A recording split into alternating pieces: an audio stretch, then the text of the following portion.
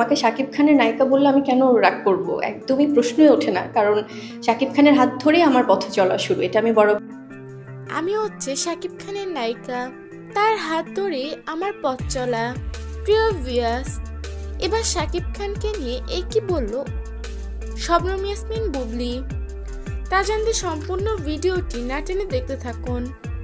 সম্প্রতি সামাজিক যোগাযোগ মাধ্যমে বুবলির একটি ইন্টারভিউর ক্লিপ তুমুল ভাইরাল হয়েছে, যেখানে বুবলিকে সাংবাদিক প্রশ্ন করে যে আপনাকে কি শাকিব খানের নায়িকা বললে আপনি রাগ করবেন। উত্তরে বুবলি বলে, কেন আমি রাগ করব, আমি তো শাকিব খানেরই নায়িকা।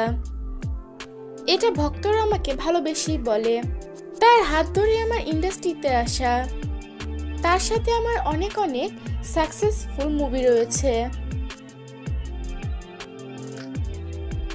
এবং তার সাথে অনেক গানও রয়েছে।